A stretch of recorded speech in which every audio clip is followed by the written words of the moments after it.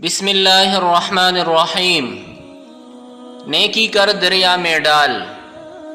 حضرت عبداللہ بن عمر رضی اللہ عنہ سے روایت ہے کہ رسول اللہ صلی اللہ علیہ وسلم نے فرمایا، 3 آدمی نکلے، وہ کہیں چلے جا رہے تھے کہ اچانک بارش شروع ہو گئی۔ وہ تینوں بارش سے بچنے کے لیے پہاڑ کے ایک غار میں داخل ہو گئے کہ اچانک ایک چٹان اوپر سے گری اور غار کا منہ بند ہو گیا اور وہ سب اس غار میں قید ہو گئے۔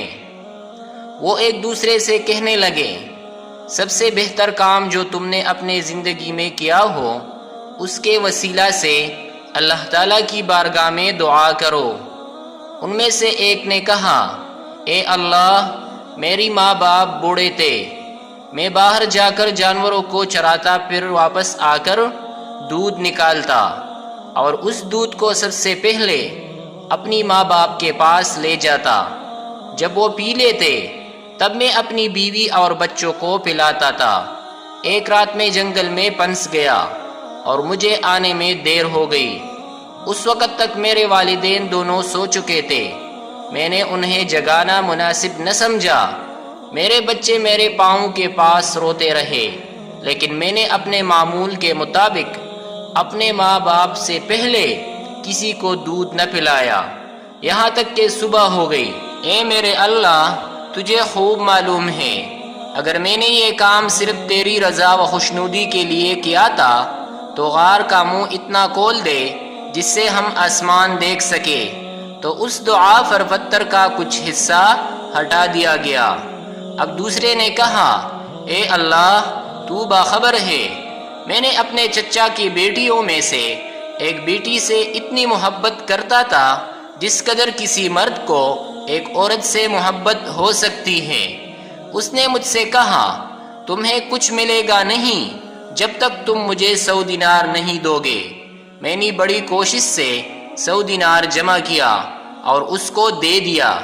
جب میں نے اس کو پکڑ لیا تو اس نے کہا، اللہ سے ڈرو۔ یہ سن کر میں اٹھ کھڑا ہوا اور اسے چھوڑ دیا۔